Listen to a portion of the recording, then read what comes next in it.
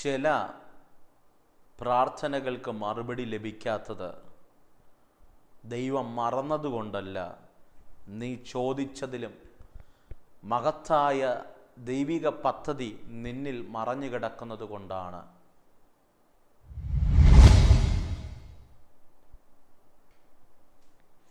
ചില പ്രാർത്ഥനകൾക്ക്, ചില അപേക്ഷകൾക്ക് നമ്മിൽ മറുപടി വെളിപ്പെടാത്തത് ദൈവം മറന്നതുകൊണ്ടല്ല പ്രിയരെ, നാം ചോദിച്ചതിലും വലുത് ദൈവത്തിന് നമ്മോട് കൈമാറാനുള്ളത് കൊണ്ടാണ്.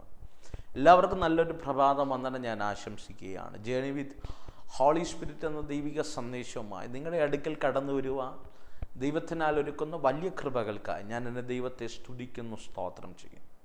ഈ പ്രഭാതത്തിലും നിങ്ങളെ അടുക്കൽ കടന്നു വരുവാൻ ദൈവത്വം ഒരുക്കിയ വൻകൃപകൾക്കായി ഞാൻ എൻ്റെ ദൈവത്തെ സ്തുതിക്കുകയാണ്. സന്ദേശങ്ങളെല്ലാം നിങ്ങൾക്ക് അനുഗ്രഹമാകുന്നു എന്ന് കേൾക്കുന്നതിൽ അതിയായ സന്തോഷമുണ്ട്. അനേക കോളുകൾ, അനേക സാക്ഷ്യങ്ങൾ ഞങ്ങളെ വിളിച്ചറിയിക്കുന്നതിൽ അതിയായ സന്തോഷമുണ്ട്. ഈ പകലും അങ്ങനെ അനേക സാക്ഷ്യങ്ങൾ നിങ്ങളുടെ ജീവിതത്തിനകത്ത് വെളിപ്പെടട്ടെ എന്ന് ഞാൻ ആഗ്രഹിക്കുകയും പ്രാർത്ഥിക്കുകയും ചെയ്യുകയാണ്. ഈ പകൽ ദൈവാത്മാവിൻ്റെ ഹൃദയത്തിൽ തന്നൊരു ചെറിയ ചിന്ത നിങ്ങളോട് കൈമാറാൻ ഞാൻ ആഗ്രഹിക്കുകയാണ്. മർക്കോസിൻ്റെ സുവിശേഷം 5-ാം അധ്യായം അതിൻ്റെ 18-19 വാക്യങ്ങൾ. അവൻ പടക് കയറുമ്പോൾ ഭൂതഗ്രസ്തനായിരുന്ന മനുഷ്യൻ താൻ കൂടെ പോരട്ടെ എന്ന് അവനോട് അപേക്ഷിച്ചു. യേശു അവനെ അനുവദിക്കാതെ, നിന്റെ വീട്ടിൽ നിനക്കുള്ളവരോട് ചെന്ന് കർത്താവ് നിനക്ക് ചെയ്തതൊക്കെയും നിന്നോട് കരുണ കാണിച്ചതും പ്രസ്താവിക്കുക എന്ന് പറഞ്ഞു. പ്രിയരെ, നമുക്കെല്ലാവർക്കും അറിയാവുന്ന ഒരു സന്ദർഭമാണ്. മറ്റ് സമകാലിക സുവിശേഷങ്ങൾക്കകത്തെല്ലാം ഈ അത്ഭുതം നമുക്ക് കാണാൻ കഴിയും. നമ്മൾ പറയുന്നത് ലക്യോൻ ബാധിച്ച ഭൂതഗ്രസ്തനായ മനുഷ്യൻ്റെ അത്ഭുതത്തിൻ്റെ സാക്ഷ്യമാണ് നമുക്കവിടെ കാണാൻ കഴിയുന്നത്. വേദപുസ്തകത്തിനകത്ത് ഒട്ടനവധി അത്ഭുതങ്ങൾ ദൈവം നടത്തിയിട്ടുണ്ട്, ചെയ്തിട്ടുണ്ട്. ഇന്നും ദൈവം അത്ഭുതങ്ങൾ പ്രവർത്തിക്കുന്ന ദൈവമാണ്. ഈ പകല് നിൻ്റെ ജീവിതത്തിൽ അത്ഭുതങ്ങൾ വെളിപ്പെടും എന്ന് വിശ്വസിച്ചാൽ നിൻ്റെ ജീവിതത്തിന് അതങ്ങനെ വെളിപ്പെടുക തന്നെ ചെയ്യും. വളരെ ആഴമായ ഒത്തിരി അത്ഭുതങ്ങൾ നമുക്ക് കാണാൻ കഴിയുന്നുണ്ട്. പക്ഷേ ഞാൻ ആ അത്ഭുതത്തിനകത്തുനിന്ന് ഒരാശയം മാത്രം നിങ്ങളുടെ മുൻപിൽ മുൻനിർത്തി ഞാൻ നിങ്ങൾക്ക് വേണ്ടി പ്രാർത്ഥിക്കാൻ ആഗ്രഹിക്കുക. പ്രിയരെ, നമ്മൾ അപേക്ഷിക്കുന്നവരാണ്. പല പ്രാർത്ഥനാ വിഷയങ്ങളും നമ്മൾ അപേക്ഷിക്കുന്നവരാണ്. പല കാര്യങ്ങളും നാം ദൈവസന്നിധിയിൽ അപേക്ഷിക്കുന്നവരാണ്. അപേക്ഷിച്ചതെല്ലാം ലഭിക്കണമെന്നില്ല. ഹലോ, മനസ്സിലായില്ല? അപേക്ഷിച്ചതെല്ലാം ലഭിക്കണമെന്നില്ല. നമ്മൾ പറയുകയാണ്, കർത്താവേ ഞങ്ങൾക്കിത് തന്നേ പറ്റൂ എന്ന് പറയുന്ന പല വിഷയങ്ങളും ലഭിക്കണമെന്നില്ല. ഞാനിങ്ങനെ പറയാറുണ്ട്, പ്രാർത്ഥനയ്ക്കകത്ത് 1-2 ആൻസേഴ്സ് ഉണ്ട്, ചില മറുപടികളുണ്ട്. പ്രാർത്ഥിച്ച വിഷയത്തിൻ്റെ മറുപടി ഡിലേ ആകുന്നുണ്ടെങ്കിൽ എന്തോ വലുത് ദൈവം നിനക്ക് വേണ്ടി ഒരുക്കുക.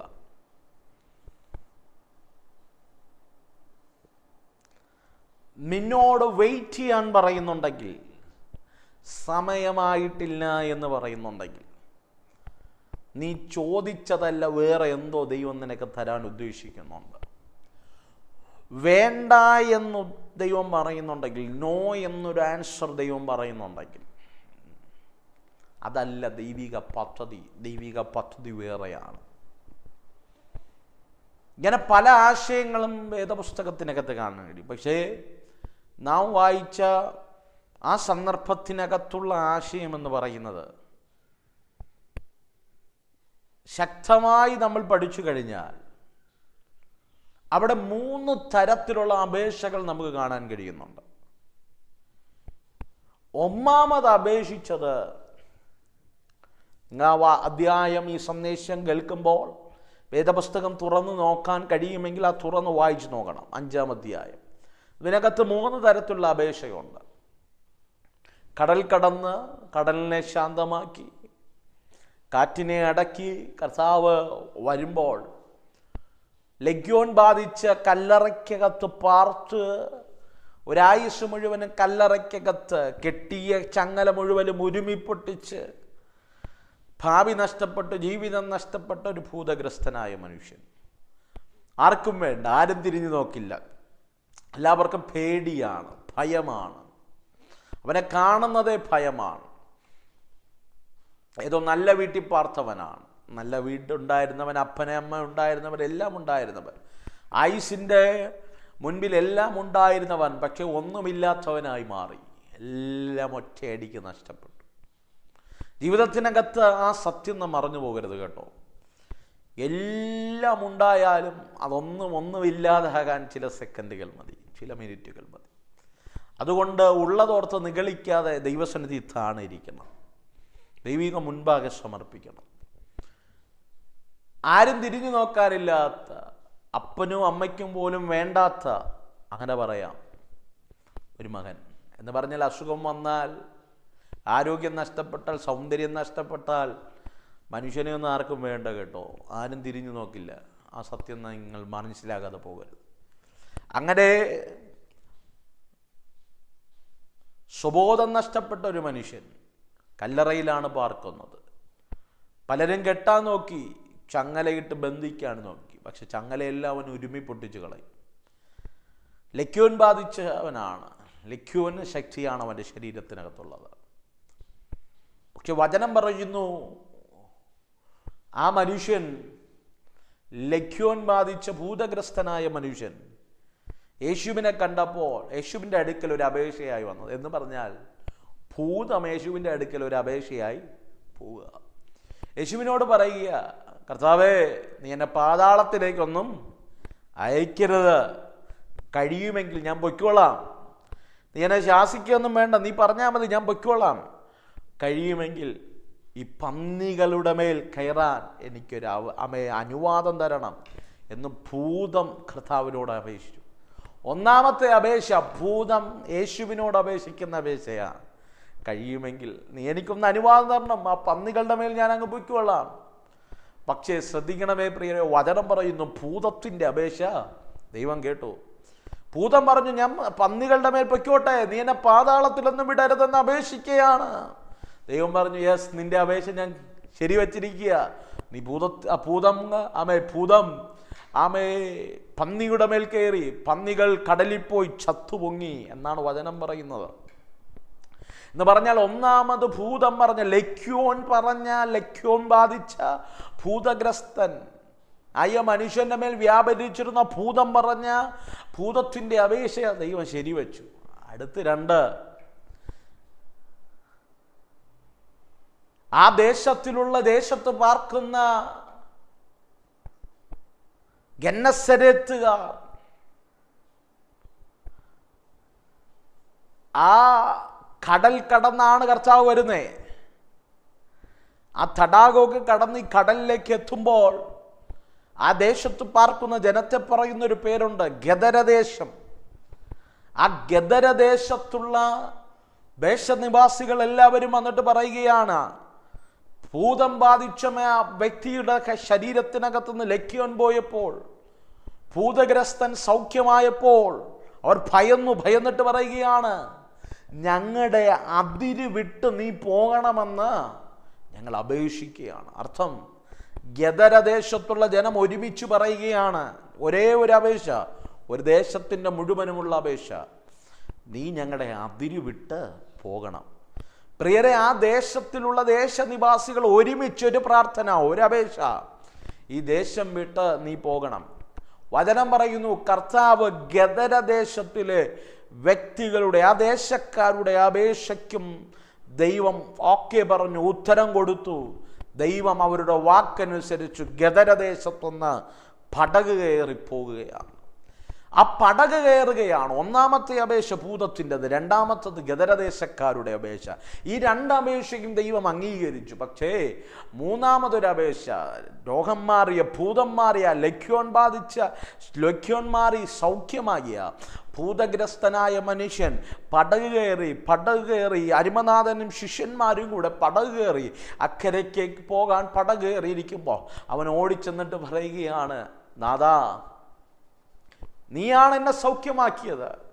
എൻ്റെ അപ്പനും അമ്മയും എന്നെ ഉപേക്ഷിച്ചതാണ്, ആർക്കും വേണ്ടാത്തവനാണ്, നിലവിലെ കല്ലറയിൽ കിടന്നവനാണ്, ചങ്ങലകളെ ഒരുമിപ്പൊട്ടിച്ചുകൊണ്ടിരുന്നവനാണ്, ആരുമില്ലാത്തവനാണ്. പക്ഷേ ഇന്ന് നീയാണ് എന്നെ സൗഖ്യമാക്കിയത്, ഞാനും നിൻ്റെ കൂടെ പോയിക്കോട്ടെ. നമ്മൾ വായിച്ച വാക്യത ദൈവം അനുവാദം കൊടുത്തില്ലെന്ന്. പ്രിയരെ, ഭൂതത്തിൻ്റെ അപേക്ഷ കേട്ടവൻ, ദേശക്കാരുടെ അപേക്ഷ കേട്ടവൻ, സൗഖ്യമായവൻ്റെ അപേക്ഷ നിരസ്കരിച്ചു. വല്ലതും പിടികിട്ടുന്നുണ്ടോ? നമ്മളും പറയാറില്ലേ, കർത്താവേ, നമ്മുടെ അപേക്ഷകളൊന്നും, നമ്മുടെ പ്രാർത്ഥനകളൊന്നും, നമ്മുടെ യാചനകളൊന്നും, പ്രിയരെ, ഭൂതത്തിൻ്റെ അപേക്ഷ പോലും കേട്ടവൻ നമ്മുടെ അപേക്ഷകളൊന്നും കേൾക്കുന്നില്ലെന്ന് നമുക്ക് പലപ്പോഴും ഭാരത്തോടെ കരഞ്ഞില്ലേ? ഒത്തിരി കരഞ്ഞിട്ടും കർത്താവ് നീ മറുപടി തരുന്നില്ലെന്ന് പറഞ്ഞ് കരഞ്ഞില്ലേ? കേട്ടോണേ പ്രിയരെ, വചനം പറയുന്നു, ദൈവം ഭൂതഗ്രസ്തൻ്റെ അപേക്ഷ തള്ളിയത്, അനുവാദം നൽകാതിരുന്നത് യേശുവിൻ്റെ കൂടെ വന്ന ഒരു ശിഷ്യനായി മാറുക മാത്രമല്ല, ദൈവം അവനെക്കുറിച്ച് കണ്ടത് നാളെയുടെ നീളയിൽ ദക്കപ്പൊലീത്ത ദേശത്തിലൊരു ഭരണാധികാരിയാക്കി മാറ്റാം എൻ്റെ ദൈവത്തിന് അവനെക്കുറിച്ചൊരു പദ്ധതി ഉണ്ടായിരുന്നത് കൊണ്ട്. ദക്ക് മീൻസ് 10 പട്ടണങ്ങളുടെ തലവനാക്കി മാറ്റാം അവനെക്കുറിച്ചൊരു ഭാവി എൻ്റെ ദൈവം മുന്നമേ കണ്ടതുകൊണ്ട്. പ്രിയരെ, നീ പറഞ്ഞു, കൂടെ ആരാധിച്ചവരും കൂടെ പ്രാർത്ഥിച്ചവരും എല്ലാം ചോദിച്ച വിഷയത്തിന് മറുപടി കൊടുത്തു. എന്തേ എൻ്റെ വിഷയത്തിന് മാത്രം മറുപടി ലഭിക്കുന്നില്ല എന്ന് ചോദിച്ച് കരയുന്ന നിന്നോടാ നീ ചോദിച്ച ചിലതിന് അനുവാദം തരാത്തത്, നീ കാണാത്ത വലുത്, നീ കാണാത്ത വലിയ ഭാവി, അർഹതയില്ലാത്തത് ദൈവം നിനക്ക് വേണ്ടി ഒരുക്കിയിട്ടുണ്ട്. വ്യത്യസ്തമായി ദൈവം നിനക്ക് വേണ്ടി കരുതിയിട്ടുണ്ട്. ആ കരുതലുകൾ നിന്നിൽ നിന്ന് നഷ്ടമാകാതിരിക്കാനാ ചിലത് ദൈവം നോ പറഞ്ഞത്, ചിലതിനോട് ദൈവം നോ പറഞ്ഞത്. നീ സങ്കടപ്പെടാനല്ല കുഞ്ഞേ. ഇന്ന് നിനക്ക് വേദനയുണ്ട്, സത്യമാണ്. പക്ഷെ നാളെയിലൊരു മഹത്വം വെളിപ്പെടാൻ വേണ്ടിയാണ്. വല്ലതും പിടികിട്ടിയോ? ചില അപേക്ഷകൾ ദൈവം തള്ളിയത് അർഹതയില്ലാത്ത ചിലത് ദൈവം ഒരുക്കിയിട്ടുണ്ട്. ആ ഭൂതഗ്രസ്തനെ 10 പട്ടണങ്ങളുടെ തലവനാക്കി മാറ്റാം എൻ്റെ ദൈവത്തിനൊരു പദ്ധതി ഉണ്ടായിരുന്നു. ഈ പകൽ വിശ്വസിക്ക്, ചില അപേക്ഷകൾ തള്ളിയത്, നീ ചോദിച്ച ചില വിഷയങ്ങൾ, ചില വ്യക്തികൾ നിന്നിൽ നിന്ന് അകറ്റിയത്, ചില കുടുംബങ്ങളെ നിന്നിൽ നിന്ന് അകറ്റിയത്, ചില ജോലികൾ തള്ളി മാറ്റിയത്, ചില അവസ്ഥകൾ മാറ്റിയത്, നീ ചിന്തിക്കാത്ത ചിലത് ദൈവത്തിന് നിനക്ക് വേണ്ടി കരുതാനുള്ളത് കൊണ്ട്.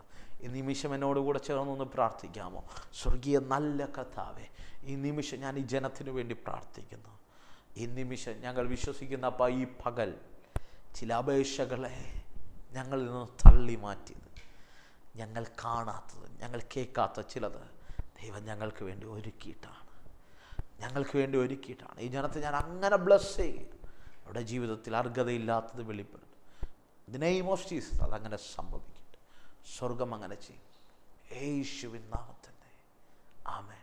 അതേ പ്രിയരെ, വിശ്വസിക്കുക, ചില അപേക്ഷകൾ തള്ളിയത് അർഹതയില്ലാത്ത ദൈവം ഒരുക്കിയിട്ടാണ്. ഭാരപ്പെടണ്ട.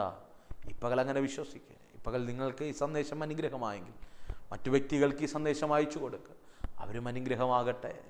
ഒരു വാക്ക് ദൈവസൻ എനിക്ക് വേണ്ടി പ്രാർത്ഥിക്കണമെങ്കിൽ സ്ക്രീനിൽ കാണുന്ന നമ്പറിൽ ഞങ്ങളെ കോൺടാക്ട് ചെയ്യുക. ഞങ്ങൾ ഉറപ്പായി നിങ്ങൾക്ക് വേണ്ടി പ്രാർത്ഥിക്കുന്നതായിരിക്കും. വിളിച്ചിട്ട് ലഭിച്ചില്ലെങ്കിൽ ഞങ്ങൾക്ക് വാട്സപ്പ് ചെയ്യുക.